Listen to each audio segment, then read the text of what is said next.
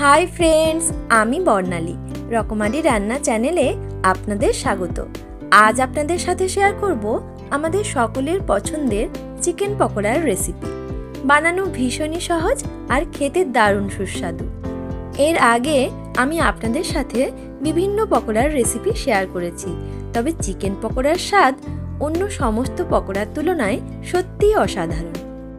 তাহলে চলুন দেখে নিই কিভাবে বাড়িতেই পারফেক্ট চিকেন পকোড়া বানিয়ে নেওয়া যায়।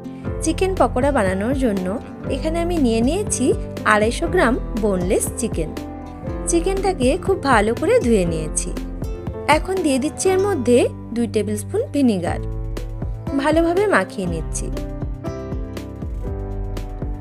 আর চিকেনের সাইজটা আমি এইরকম ছোট ছোট করে কেটে নিয়েছি।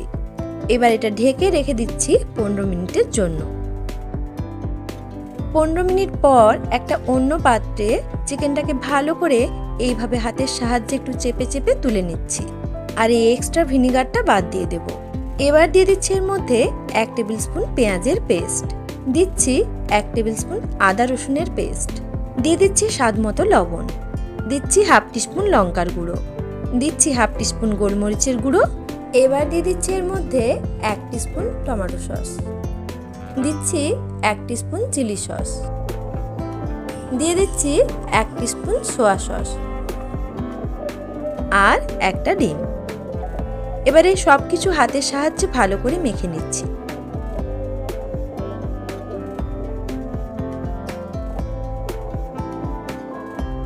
ভালো করে মেখে নিয়েছি।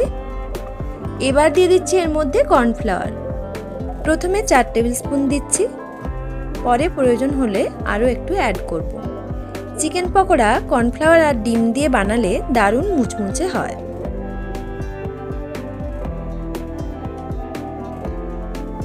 আরও 2 টেবিল স্পুন কর্নফ্লাওয়ার আমি অ্যাড করলাম। ভালোভাবে মেখে নিচ্ছি।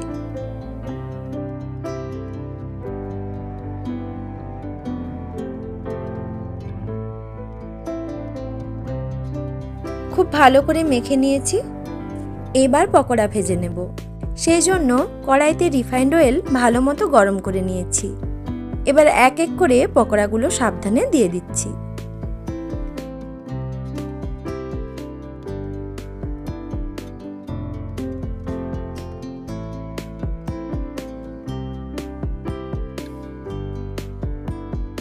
গ্যাসের ফ্লেমটা লো টু মিডিয়ামে রেখে পকোড়াগুলো ভালো করে ভেজে নেব।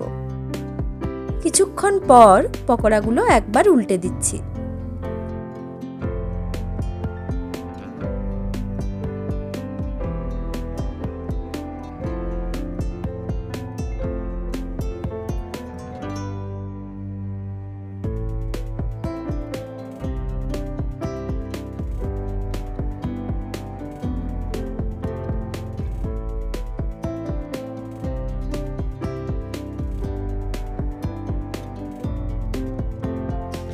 উল্টে পাল্টে পকোড়াগুলো ভালো করে ভেজে নিয়েছি। এবার এগুলো নামিয়ে নিচ্ছি। একইভাবে বাকি পকোড়াগুলো ভেজে নেব। এই যে সব পকোড়াগুলো ভেজে নিয়েছি। এখন এগুলো সার্ভ করার জন্য একদম রেডি। চাইলে আপনারা চা কফির সাথেও সার্ভ করতে পারেন, তবে আমি এইভাবে সসের সাথেই পছন্দ করি। আর এগুলো খেতে এতটাই টেস্টি হয় যে সত্যি আর কিছুই বলার থাকে না। এক কথায় অল্পতে স্বাদ মেটে না, এ স্বাদের ভাগ হবে না।